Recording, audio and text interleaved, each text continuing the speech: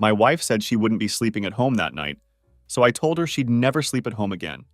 I spent years planning my perfect revenge and left without a word. Hey everyone, my name is Blake, and I'm 29 years old. I've been living in Miami with my wife Victoria for the past several years, and we've been married for 12 years total. I work as a marketing coordinator with a decent salary, and we have a nice house in a good neighborhood.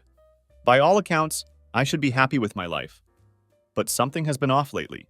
Really, deeply off in a way that I couldn't quite put my finger on until recently. Tonight, like so many other nights over the past few months, she went out again. It's become her routine now, this pattern that I've grown to recognize with a sinking feeling in my stomach. I heard the garage door close behind her car, and the air in the house settled into something thick and unnaturally quiet. Even after she was gone, I could still smell the faint trail of her perfume lingering in the hallway. That same expensive bottle she used to only wear on our anniversary dates. Now that perfume clings to her like a shield every time she leaves the house. It's calculated, too sweet, and far too strong for someone who's supposedly just going out for casual drinks with friends. She left wearing that burgundy dress tonight, the one I told her I loved when she first bought it. I remember saying it made her look like she belonged in old movies, all classic and timeless. The irony is that she never wore it for me after that night. Apparently, she was saving it for other people, but tonight was different. I didn't pace around the house like I usually do. I didn't call her phone or send passive-aggressive text messages asking when she'd be home. I didn't wait by the window like some pathetic character from an indie film, watching for her headlights to turn into our driveway. Instead, I just sat at the kitchen table and stared at the fruit bowl in the center. There were 3 apples in it, and one of them was slightly bruised. I picked it up, peeled it slowly with a knife, and then threw the rest of it away. The silence in the house felt different this time. Not heavy or dramatic, but clinical. It was as if the house itself had finally accepted its new purpose as nothing more than storage space for a marriage that was already dead. We hadn't touched each other in weeks, not in any meaningful way. She actually flinched once when I kissed her forehead before leaving for work, and it wasn't because she was startled. I swear she forgot who I was for just a second, like I was some stranger who had wandered into her personal space. She was already halfway out the door that morning before I could even ask her about dinner plans. Maybe, she had said without turning around to look at me. It's always maybe now. Never yes, never no, just always enough ambiguity to buy herself more time. I used to be that time for her, back when we lived in that cramped apartment with the leaky pipes and only 2 forks between us. We used to eat cereal for dinner sitting on the floor, laughing when the power went out because the candles made everything feel sacred and romantic. She used to cry during emotional commercials and sing loudly in the shower. Now she scrolls through her phone like it's oxygen, like I don't even exist in the same room with her. When her laptop screen lit up that night, I noticed something that made my stomach drop. The wallpaper had changed. It was always a mountain range, blue, wide, and peaceful. I never thought to ask her where the photo was taken, but that night when I walked past her open laptop on the couch, it was something completely different. The new wallpaper was a beach scene at nighttime. The image was grainy and slightly out of focus, like someone had taken it quickly with their phone. There was a couple in the distance, silhouetted against the water, and the woman looked disturbingly like Victoria. She never noticed that I saw it because she was in the shower again. Her second shower of the day. The water ran for 37 minutes, and I couldn't help but think that the drain must have been choking on her guilt. Later that evening, after she finished her marathon shower session, I found myself drawn back to her laptop. My hands moved before my mind could fully catch up with what I was doing. I'm not proud of what happened next, but I clicked on her email account. She hadn't even bothered to log out, a carelessness that seemed almost insulting in retrospect. There, buried among her usual work correspondence, was a folder that made my blood run cold. It was labeled Work Trip Chicago. The problem was, we hadn't talked about any work trip. She hadn't mentioned Chicago even once since her college days, and certainly not in the context of business travel. My stomach pulled tight as I opened the folder, and what I found inside made me question everything I thought I knew about my marriage. The folder contained screenshots, receipts, and confirmation emails. There were 2 plane tickets booked for the same dates, 1 hotel reservation for a single room, and a name I didn't recognize. Tyler. According to the email chain, he was her marketing lead, someone she'd apparently been working closely with for months. But this didn't look like any business trip I'd ever seen. I scrolled deeper into their conversation, which she had carefully archived and tucked into a folder labeled Travel Docs. as if hiding it in plain sight would make it less incriminating. Tyler had written, "Rooms booked, king bed this time. No more pretending to snore on the couch." Victoria had replied enthusiastically, "Can't wait. He suspects nothing. I'm getting good at this." Reading those words, I didn't move. I didn't even blink. My hands went cold first, then my feet, and finally my lungs seemed to stop working altogether. I think something inside me collapsed quietly in that moment, making room for what came next.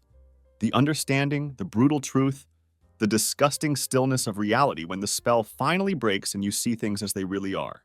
The worst part was the realization that she wasn't just cheating on me. She had systematically replaced me months ago, maybe even longer. Everything since then, the fake smiles, the constant tiredness, the silent dinners where she stared at her phone, it was all post-mortem. She had already buried our marriage, and I was the idiot sitting at the grave holding fresh flowers, acting like any of it still meant something. I didn't rage or scream or throw the laptop against the wall. Instead, I closed it carefully, wiped down the kitchen counter one more time, checked all the locks on the doors, and went to bed alone. But I didn't really sleep that night. I just lay there with my eyes wide open, staring at the dim ceiling fan as it turned slow, hypnotic circles above me. Each rotation seemed to sound louder than the last, marking time in a house that had become a mausoleum. She came home at 3:42 a.m. I heard the front door click softly, followed by the careful tap of her heels on the tile floor. She was moving slowly and deliberately, but not because she was trying to be quiet out of respect for my sleep. She was being careful because she didn't want to wake any suspicion. There's a crucial difference between the two, and I was finally learning to recognize it. She didn't come into the bedroom immediately. Instead, I heard her pause in the kitchen, followed by the soft sound of the refrigerator door opening and a bottle clinking against glass. Wine. Then the clink of a glass being set down. She sat out there for 23 minutes, undoubtedly scrolling through her phone, probably texting him about how the evening had gone. I didn't move from the bed because I didn't want her to know I was awake. I needed to see this, to understand how she carried her lies when she thought no one was watching. At 4:05 a.m., she finally crept into our bedroom. She slipped out of that burgundy dress and left it draped over the chair like a discarded napkin, something used and disposable. When she pulled on a t-shirt to sleep in, I noticed it wasn't one of mine. It was black, faded, and it carried the faint scent of cheap cologne that definitely wasn't mine. My chest didn't tighten this time because something in me had already gone completely numb. She slid into bed like nothing had happened, her skin cold against the sheets, her back turned toward me. She didn't say a word, and neither did I.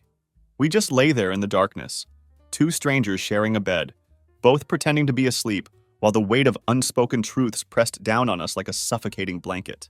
The next morning, I got up before she did and made coffee, then sat on the porch with her laptop open in front of me. I reread the entire email chain between her and Tyler, forcing myself to absorb every detail, every casual intimacy, every calculated lie. There were even more messages now, newer ones that had arrived while I was lying in bed pretending not to fall apart. She had messaged him at 10:47 a.m. the previous day, right while I was in that same bed, staring at the ceiling and trying to process what I'd discovered. She had written, "I wish I was next to you right now. I can't wait to get out of this house. I'm so sick of walking on eggshells around him."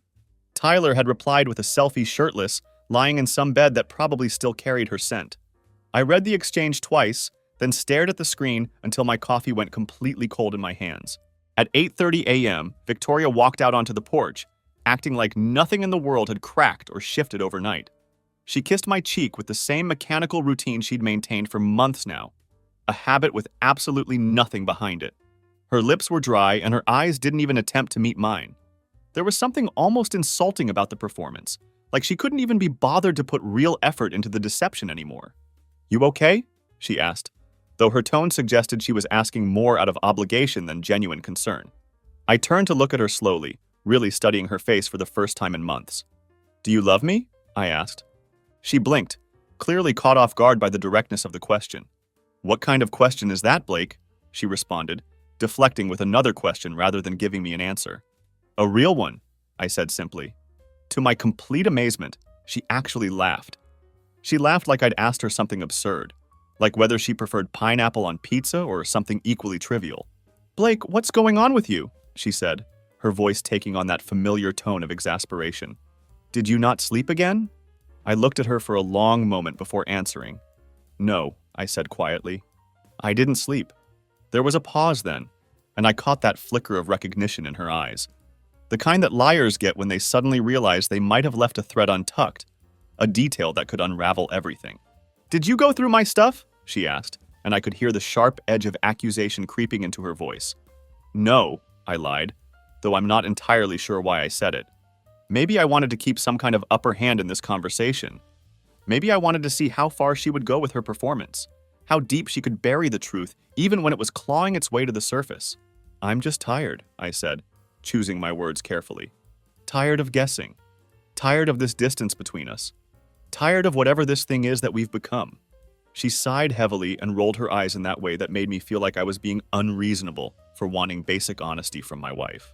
So this again, she said, her voice dripping with the kind of annoyance usually reserved for discussing household chores or paying bills. This? I asked, genuinely confused by her dismissive tone. Blake, I go out a few times a week with friends, and suddenly it's become this whole crisis. I work hard at my job. I deserve to have a life outside of this house. A life that doesn't include me, I thought, but didn't say. She stood up from her chair and scoffed, shaking her head like I was some unreasonable child throwing a tantrum. Jesus, you're exhausting sometimes, she said, and those words hit me like a physical blow. No wonder I need to stay out and decompress. With that, she turned and walked back inside, leaving me sitting there with the weight of her contempt settling over me like a heavy blanket. That was the moment when everything truly crystallized for me. Not the emails I'd found, not the photos, not even the evidence of her elaborate deception. It was that tone, the way she spoke to me like I was a burden, like I had done something fundamentally wrong by wanting to be loved honestly and completely. That's when I understood she wasn't just cheating on me. She genuinely hated me for having the audacity to expect anything from her at all. About an hour later, she made pancakes. It was the same domestic ritual she always performed when she wanted to pretend that everything was perfectly normal between us.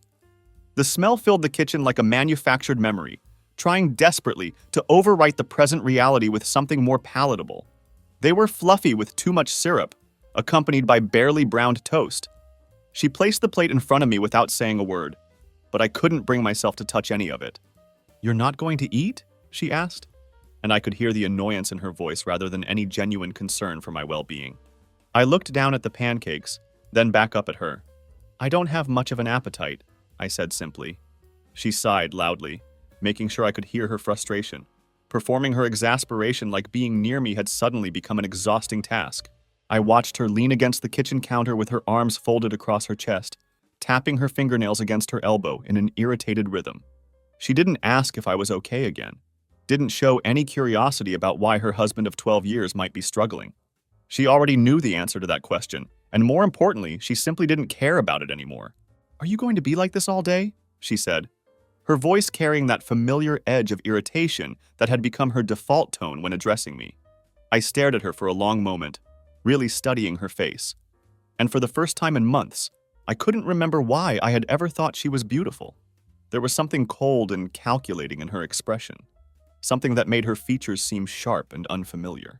I remembered the burgundy dress from the night before, the expensive perfume that used to be reserved for special occasions, the carefully constructed lies, and that black t-shirt that wasn't mine.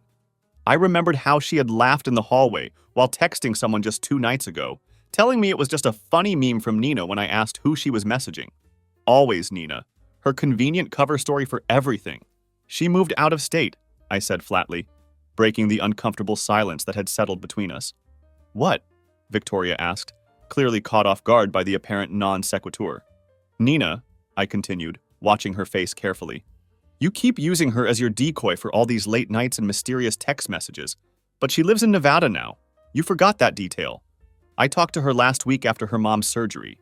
Victoria froze for just a second, but almost impressively, she recovered her composure with the skill of someone who had clearly had plenty of practice. "She was in town last weekend," she said smoothly. "I didn't think I needed to update you on every single detail of my social life." There it was again. That deflection, that rewriting of reality, like she was rearranging the facts the same way someone might sort through dirty laundry. "Tell me about Chicago," I said, deciding to push further. Her head tilted in that practiced expression of faux confusion that I was beginning to recognize as one of her standard defensive moves. "What about Chicago?" she asked, though I could see the slight tension in her jaw. "The work trip," I continued. "The one with Tyler. The one where you're sharing a king bed." Her nostrils flared slightly, the first real crack in her carefully maintained mask. But she didn't crumble, not Victoria. She was far too skilled at this game for that. "You went through my email," she said, her voice taking on an accusatory tone, as if I was the one who had done something wrong. "No," I said again, maintaining the lie I had started earlier. "Someone sent it to me. Said your husband deserves to know what's really going on."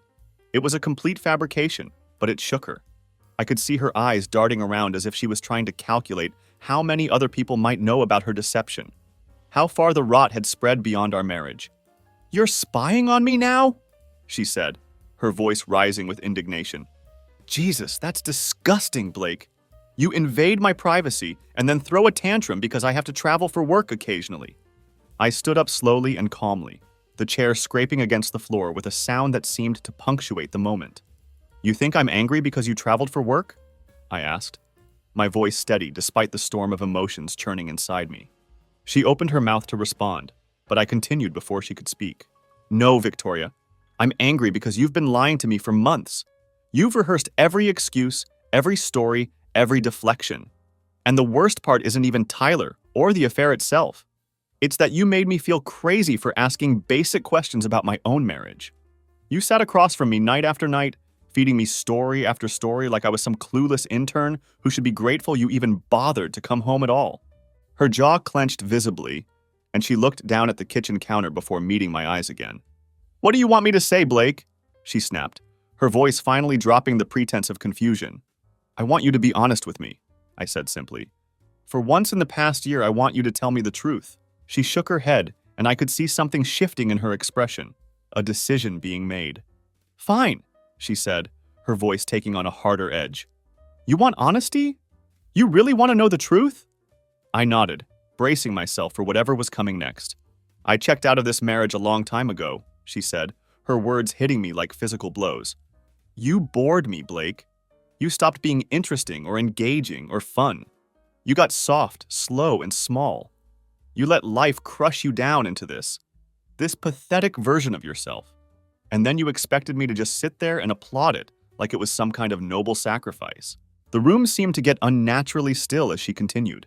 "You fell in love with a version of me that never actually existed," she said, her voice becoming almost clinical in its detachment. "And I played along with that fantasy because it was easy and comfortable. But Tyler sees me for who I really am now. He sees what I've become, not what I used to be." I should have screamed. I should have thrown something or stormed out or done any of the dramatic things that people do in moments like this. But instead, I found myself saying the one thing I hadn't allowed myself to admit out loud, even to myself. "I don't think you ever really loved me at all," I said quietly. She didn't answer immediately. She just stared at me for a long moment, and then, without any apology or explanation or show of guilt, she simply walked out of the kitchen. No dramatic exit, no slamming doors, just the soft tap of her heels on the hardwood floor, fading down the hallway like the closing scene of a movie I never wanted to watch. She didn't come home that night. There was no explanation, no warning, no courtesy text message. She just vanished like a magician after performing their final act, leaving me alone with the mess she had created, and the brutal honesty of her words still echoing in every corner of the house. She didn't call, didn't text, didn't even bother with the pretense of an excuse. I sat there in the silence, absorbing the weight of what she had said to me. "You bored me." The sentence had a taste to it, like rust or like betrayal that had been stewing in her mouth for so long it had become flavorless to her. Just another normal part of her daily routine. I spent the evening cleaning the kitchen with an almost obsessive attention to detail. The pancakes had gone cold and crusted onto the plate like dried glue, so I threw the whole thing directly into the trash.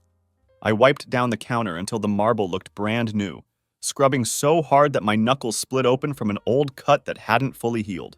But I didn't stop cleaning. I think I needed to erase every last trace of her from that morning, not because I hated her, not yet anyway, but because I needed to remind myself that I still existed outside of her orbit. I needed to prove to myself that I was more than just the boring, pathetic man she had described with such clinical detachment. That night, I opened her closet and stared at all of her dresses hanging there in perfect rows. These were the same dresses she hadn't worn for me in years, but apparently paraded around in for him. I touched the fabric. It was cold and clean, lined up like props for a play she no longer bothered to perform in front of me. The irony wasn't lost on me that I was standing in a closet full of costumes for a life I wasn't invited to participate in. I found myself sitting on our bed with her phone in my hands.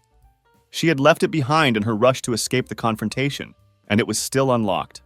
Part of me hesitated, knowing that whatever I found would probably make everything worse. But I tapped it open anyway, starting with her text messages. They were suspiciously clean, completely wiped of anything incriminating. She had been smart enough to delete the evidence regularly. Then I opened her notes app, not really knowing what I was looking for. Maybe it was instinct, or maybe something darker was driving me to dig deeper. There were only 2 notes saved. One was a simple grocery list, but the other was titled The Exit Plan. I stared at those 3 words for 5 solid minutes before I had the courage to tap it open. What I found inside made my blood run cold. She had written it all out in bullet points, not emotional ramblings or conflicted thoughts, but actual bullet points like it was a business proposal. Get new accounts set up. Tyler says his guy is discreet. Talk to lawyer before mentioning anything to Blake. Sell car while it's still in my name. Move stuff to Nina's garage. Don't tell Blake, he'll ask questions. Fake fight if needed for clean break. Keep smiling, don't let him suspect. I dropped the phone on the bed and just sat there, not even feeling anger anymore.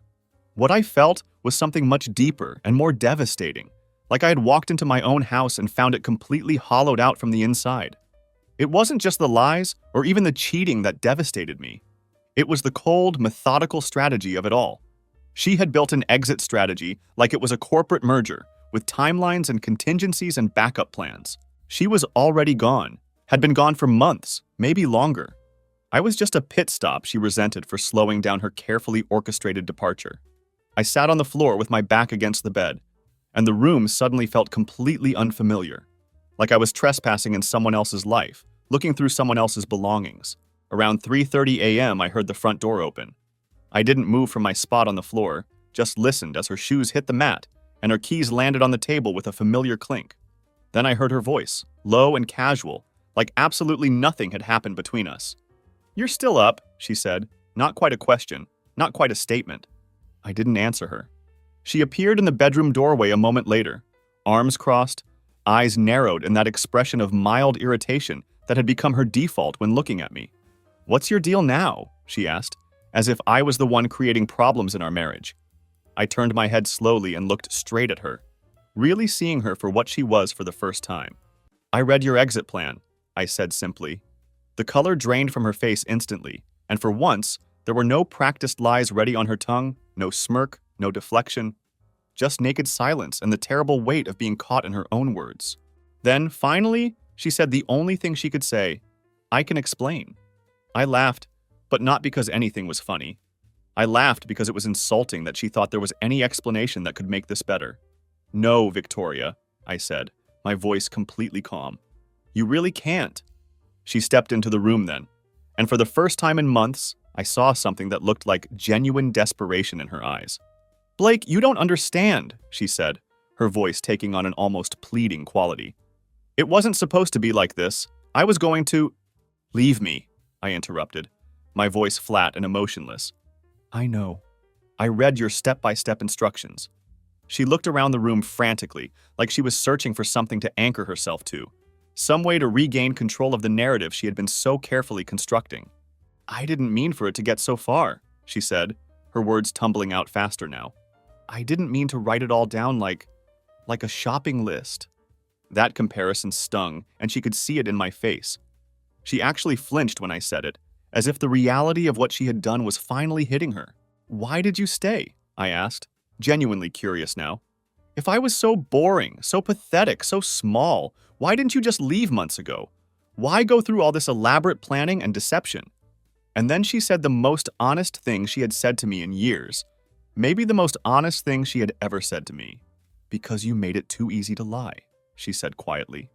I expected her to cry after that admission, expected at least some show of regret or remorse, some crack in the polished facade she had maintained for so long. But there were no tears, no breakdown, no dramatic collapse. Victoria just stood there with her arms hanging limp at her sides, watching me like I was a stranger who had wandered onto her movie set and disrupted her carefully rehearsed performance. "You made it too easy to lie," she had said, and those words echoed in the room before settling into my bones like frost. I stood up slowly, not with anger or dramatic flair, but with the heavy weight of absolute finality. I walked past her, not quickly, not with any particular emotion, just with the certainty that this conversation was over.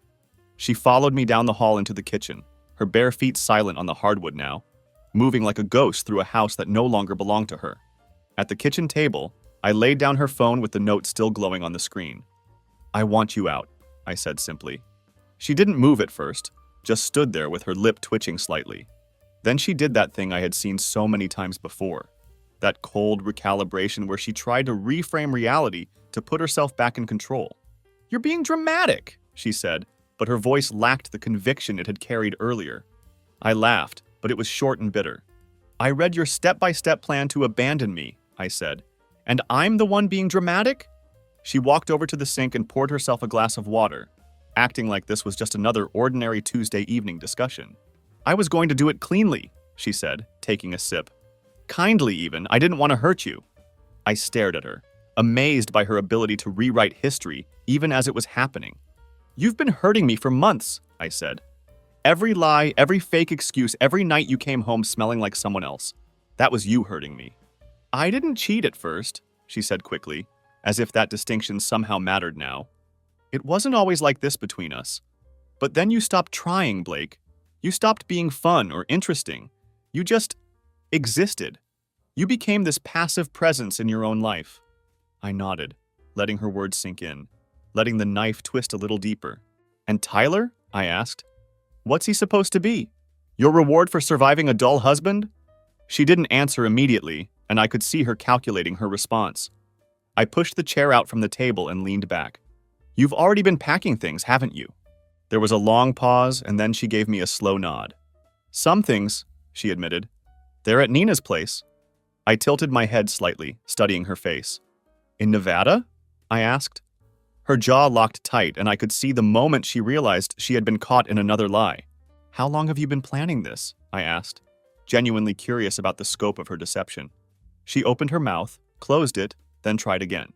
"Since last summer," she said finally. "Last summer. 11 months. I repeated the timeline, letting it sink in.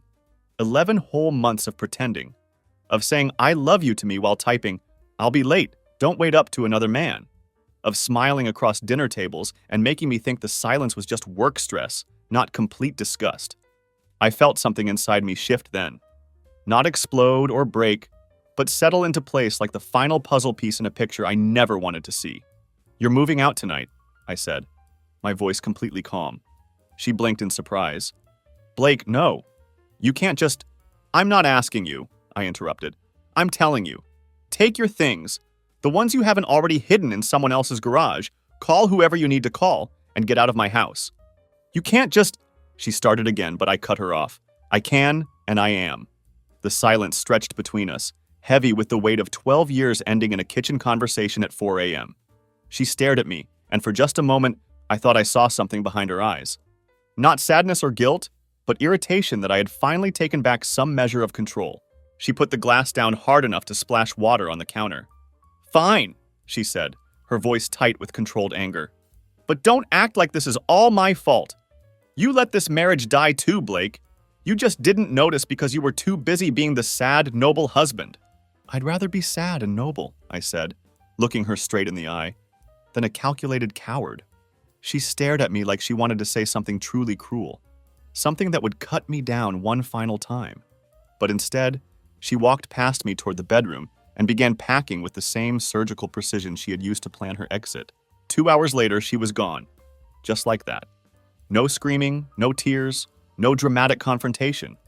Just the sound of wheels rolling across tile, the door closing behind her with a soft click, and the sudden, impossible quiet of a house that was finally, brutally honest. The silence that filled the house after she left wasn't peace, not at first. It was suffocating in a completely different way than the tension had been when she was still here. It pressed down on me like a weight, Not because I missed her presence, but because I missed the illusion. I missed the comfort of pretending I wasn't being systematically hollowed out from the inside by someone who looked at me and saw nothing but a chore to be completed. I sat in the living room, surrounded by all the things she had decided weren't worth taking with her. There was still a jacket hanging on the hook by the door, her favorite coffee mug sitting on the shelf, half-empty bottles of shampoo in the shower. It was like a ghost still lived here, still washed her hair and drank her morning coffee, but she was gone. Finally, completely gone. I didn't sleep that night. Instead, I opened every drawer in the house, not looking for more evidence of her deception. I had seen enough of that, but looking for space. I was searching for something in my own home that felt untouched by her presence, some corner or closet that hadn't been infected by her fingerprints and her lies. There wasn't much. Even the laundry baskets carried her scent. She had seeped into the walls, left traces of herself in my habits and routines. But it was over now. At least it should have been. But she came back. Not even 48 hours later, I heard that familiar knock on the door while I was in the garage, trying to find a screwdriver to fix the loose handle on the back gate.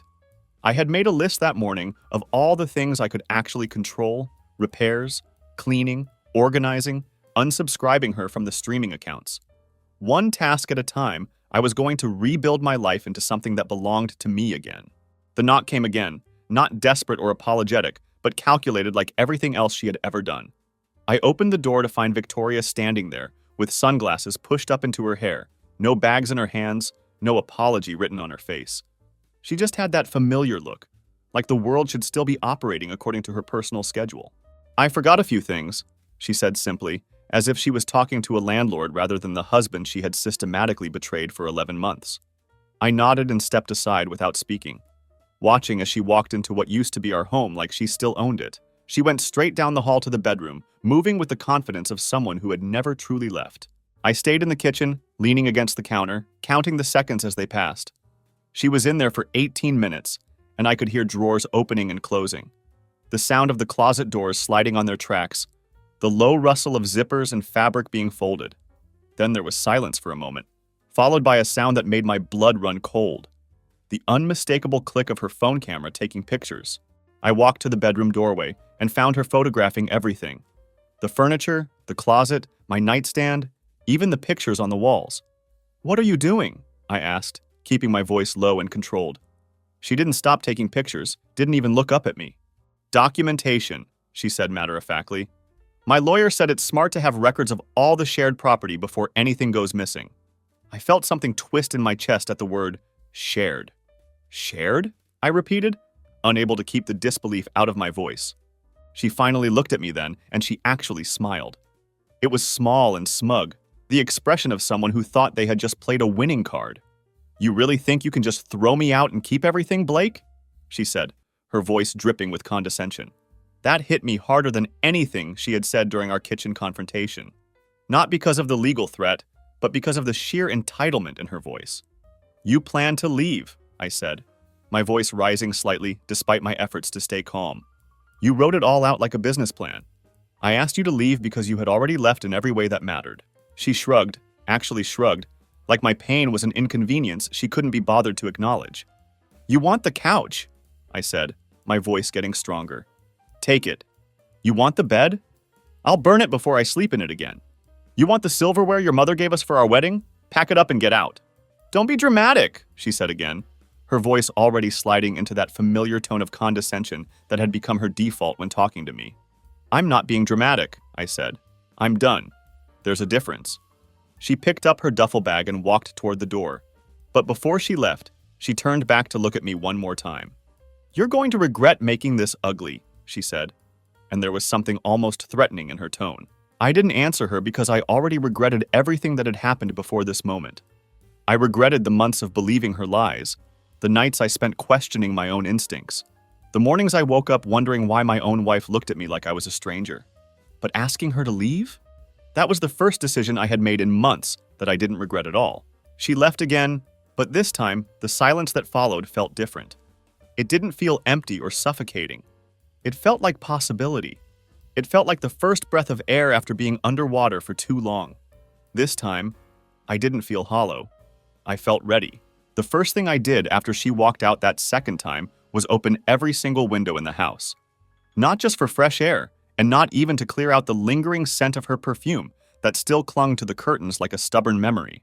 I needed the silence to shift, to change into something different. I needed to hear something real. Birds chirping, wind rustling through the trees, the natural sounds of a world that existed outside of her lies and manipulations.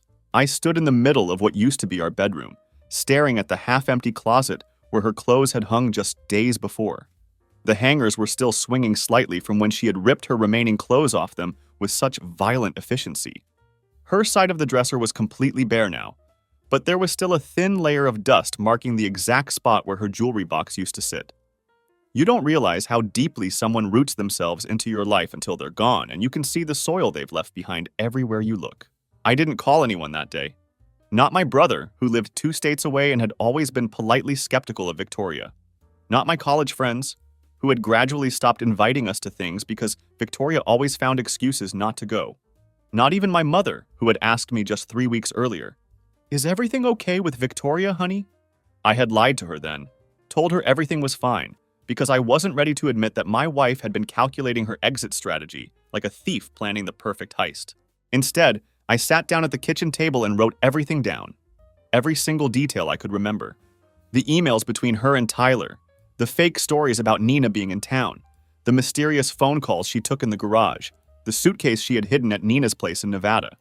Her name was still on our lease, our joint bank account, and half the furniture in the house, but her honor had left months before her body finally followed. Then I did something she never expected me to do. I hired a lawyer. I met with him on a rainy Thursday afternoon in an office that smelled like old carpet and cheap coffee, but he was sharp and asked all the right questions. He didn't flinch when I told him about the affair, didn't seem surprised by the level of deception involved. She documented her exit strategy, I told him, pulling out printouts of her note and the email conversations I had managed to capture. His eyebrows shot up as he read through everything. "This," he said, tapping the screen with his finger, "this is absolute gold. This isn't just infidelity. This is premeditated deception on a massive scale. If she tries to come after you for anything significant, we'll bury her in her own timeline." For the first time in months, I felt something that resembled control returning to my life. We filed the divorce paperwork exactly 1 week later and had her served at her new apartment, the one I didn't even know she had already signed a lease for. It turns out Tyler had put up the security deposit. She wasn't just leaving me. She had constructed an entirely separate life, a completely different future, and left me in the original blueprint like a smudged footnote she planned to erase. She texted me when the legal documents were delivered to her door. "You really think this will stop me from getting what I deserve?" she wrote, and I could practically hear the arrogance in her voice even through the phone screen.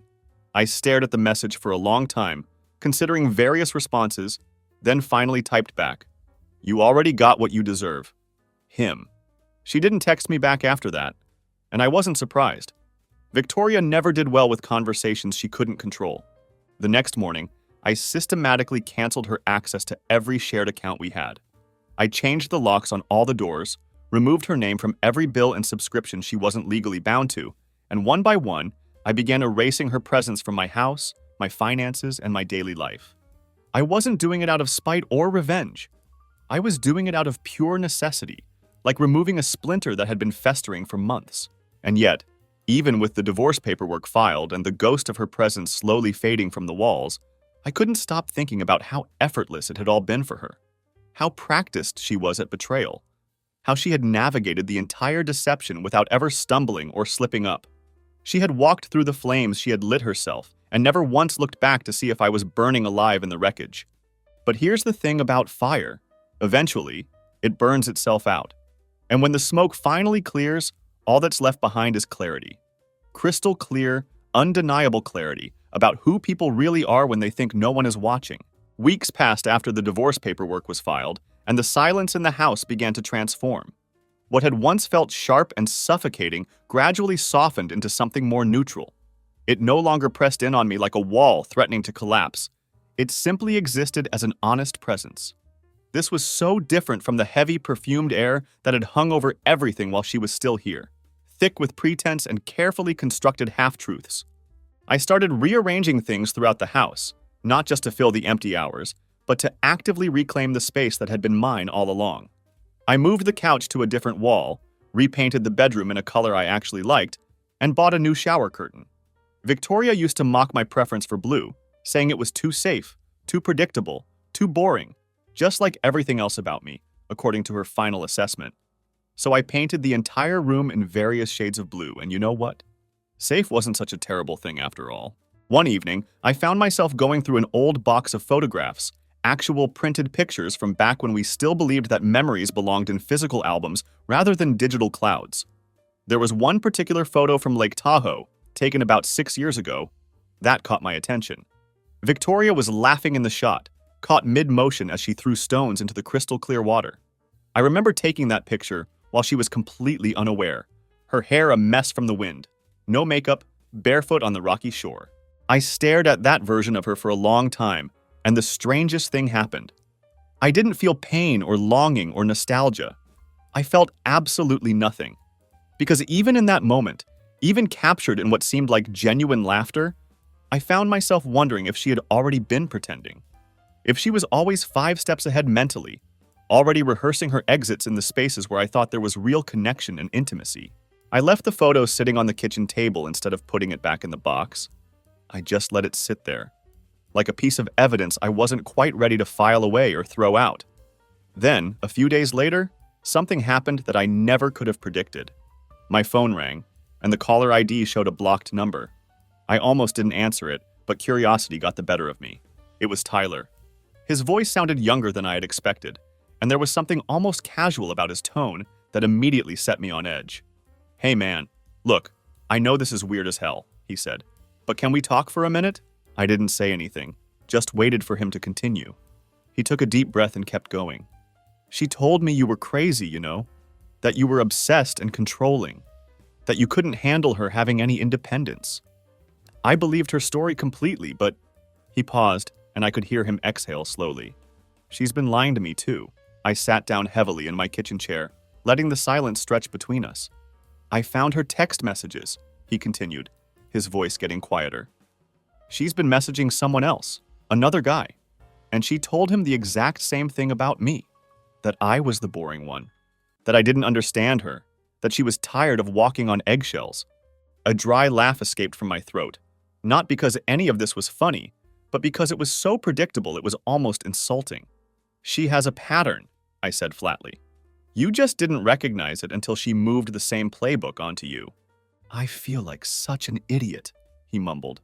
And for the first time since this conversation started, I almost felt sorry for him. "You are an idiot," I said, but without any real malice in my voice.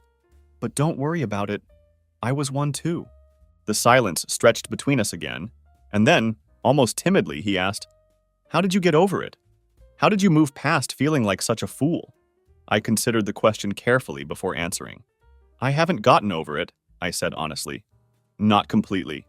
But I stopped believing it was my fault. I stopped trying to figure out what I did wrong and started accepting that some people are just broken in ways that have nothing to do with you." He didn't respond to that, and a few seconds later, the line went dead. He had hung up without saying goodbye, but I understood why. There weren't really any more words that needed to be exchanged. We were just 2 names on a list that she was always adding to. 2 men who had made the mistake of believing that her version of love was real. Maybe there would be another phone call like this in 6 months, from another confused man who thought he was special. Maybe not. But it wasn't my responsibility to warn him or guide him through the wreckage she would inevitably leave behind. That night, I finally threw the Lake Tahoe photo away. The version of Victoria captured in that image didn't exist anymore. And maybe, if I'm being completely honest with myself, she never had. What I had been in love with was a performance, a carefully curated character she had created to get what she wanted from me. And that's what real healing actually looks like. It's not about pretending that none of it ever happened, and it's not about forgetting the good moments that felt real at the time. It's about finally understanding the complete story from beginning to end, accepting the truth of what actually happened, and then having the strength to close the book and put it back on the shelf where it belongs. By the time the divorce was officially finalized, the paperwork felt like nothing more than a legal formality. The real divorce, the emotional one that actually mattered, had already happened months earlier during those long, quiet hours after she walked out of my life for the last time. That's when the crushing weight of her lies finally stopped pressing down on me and started crystallizing into something sharper and more useful. Absolute clarity about who she really was. There was no party when I signed the final documents. No champagne celebration, no rage-fueled social media posts, no dramatic declarations of freedom. Just a regular Tuesday afternoon, a manila envelope filled with legal papers, and my signature officially ending 12 years of my life with a single pen stroke. The lawyer shook my hand afterward and said, "You got out cleaner than most people do in these situations." I didn't feel clean exactly. I felt scraped raw, like someone had taken steel wool to my soul and removed several layers of skin. But underneath all that rawness, I could feel something else beginning to emerge. Freedom. Freedom from her sighs of contempt across the dinner table. Freedom from her perfectly manufactured excuses. Freedom from her weaponized indifference and her carefully timed guilt trips designed to make me feel like I was asking for too much by expecting basic honesty. Most importantly, I was finally free from waking up every morning wondering who she was texting. Free from loving someone who treated genuine affection like a bargaining chip to be used when convenient and withheld when it served her purposes. A few days after the divorce was finalized, I spent an entire afternoon boxing up everything else that remained of our shared life. The old vacation photos from trips that now felt like elaborate performances. The anniversary gifts that she had never seemed to remember receiving. The books we had bought together with the intention of reading them aloud to each other.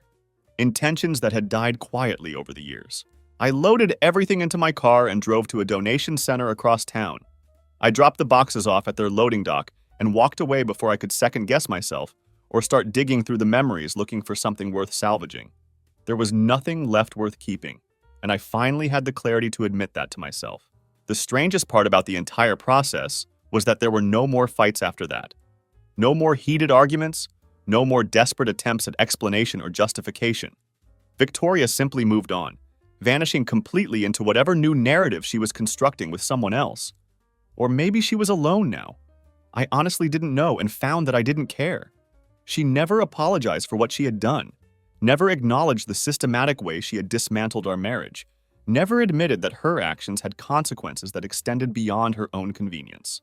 But somehow, that complete absence of accountability was actually the hardest part to process. She had simply evaporated into a new life, leaving behind nothing but the wreckage of what we used to be, and my own confused attempts to understand how someone could be so thoroughly calculating about something that had meant everything to me. The healing process didn't arrive in some dramatic, movie-style wave of revelation. Instead, it came in small, almost unnoticeable victories that accumulated over time. I started sleeping through the night without waking up in cold sweats. I found myself genuinely laughing at something stupid on television, really laughing, not just going through the motions. I began reconnecting with friends I'd gradually pushed away over the years while I was trying to defend her version of who we were as a couple. The first time I made breakfast for myself and didn't automatically think about what kind of toast she preferred, I knew something fundamental had shifted. The first time I walked through the front door after work and didn't brace myself for the emotional coldness that used to greet me, I understood that I was finally beginning to reclaim my own life. I decided to take a weekend trip to the coast by myself, something I hadn't done in years. I booked a small cabin overlooking the ocean, packed a paperback novel I had never finished, and drove there with no agenda other than to sit in silence and remember what it felt like to be alone with my own thoughts. I spent the entire weekend on the cabin's porch, watching the sunrise with a mug of coffee in my hands, and absolutely no plans for what came next. On Saturday morning, I opened a notebook I had brought with me, not to journal extensively or bleed my emotions all over the page. I was past that phase of processing. Instead, I wrote down just one thing. She said, "Don't wait up." I didn't. I waited years and left in silence. I underlined the sentence, stared at it for a few minutes, then closed the notebook. I was finally done writing about her, done trying to understand her motivations, done attempting to make sense of something that had never made sense to begin with. 6 months later, I barely recognized the man who used to sit in that kitchen chair, staring at a cold plate of pancakes and trying to figure out exactly when his marriage had died. That version of myself had been drowning in confusion, suffocating under the weight of guilt and false hope. He had been desperately clinging to the possibility that maybe, just maybe, the woman he loved would suddenly remember who he was and who they used to be together. But that man was gone now, replaced by someone I didn't think I would ever meet again. A version of myself that felt grounded, self-assured, and genuinely content with his own company. I wasn't perfect, and I wasn't healed beyond all recognition, but I was whole in the ways that actually mattered. I had learned to trust my own instincts again, to believe my own perceptions, and to stop second-guessing every emotion I felt. I moved to a smaller apartment with huge windows that let actual sunlight hit the floor in the morning. I threw away every single trace of her and bought completely new furniture, new plates, new bedding, even new artwork for the walls. I chose something abstract and colorful, something bold and unapologetic that she would have absolutely hated. And you know what? That felt fantastic. I started going to the gym regularly, not as some form of self-punishment or desperate attempt to transform who I was, but simply because I enjoyed how I felt afterward, strong, present, and completely real. I began cooking elaborate meals for myself and actually sitting down at the table to eat them, no longer trying to fill an empty chair with memories or regrets. I reconnected with an old friend from college, Jessica, and we started talking on the phone sometimes for hours at a time. It wasn't romantic, at least not yet, and maybe it never would be. But there was a weightlessness to our conversations that reminded me of how heavy everything used to feel with Victoria. I realized I had spent years measuring every word I said, analyzing every moment of silence, walking on eggshells to avoid triggering her contempt or indifference. I didn't do that anymore. I had stopped living in constant defense against someone else's disinterest. I had stopped bending my spine to make another person comfortable in my presence. Most importantly, I had stopped apologizing for expecting basic honesty and respect from the people I cared about. Victoria never reached out to me again after that final divorce paperwork was signed. Not once. No apologies, no explanations, no casual, "How are you doing?" messages. Just complete silence. And ironically, that silence was the one thing she left me that finally meant something positive. It was proof that she had never really cared about me as a person, only about what I could provide for her while she figured out her next move. I did see her one more time, though. It was about a week ago, in a parking garage of all places. She didn't notice me at all. She was too busy arguing with someone over her phone, pacing back and forth between the concrete pillars. Her voice was bouncing off the walls like an angry storm looking for a place to land. In that moment, watching her from a distance, I felt absolutely nothing. Not anger, not longing, not even curiosity about who she was fighting with or what drama she was creating now. Just pure, undiluted freedom. She looked older somehow, though not necessarily in her face. It was more in her energy, in the way she carried herself. Something had become frayed around the edges, like a mask that no longer fit properly and was starting to slip. I got in my car and drove away without her ever knowing I had been there.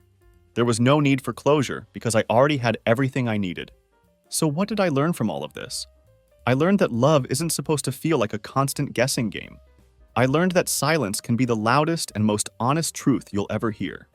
I learned that some people don't actually love you. They love your usefulness to them.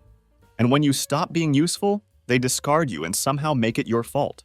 But if you're reading this story, if you're sitting in that same chair I once occupied, wondering why someone who claimed to love you treats honesty like a foreign concept, let me tell you something important.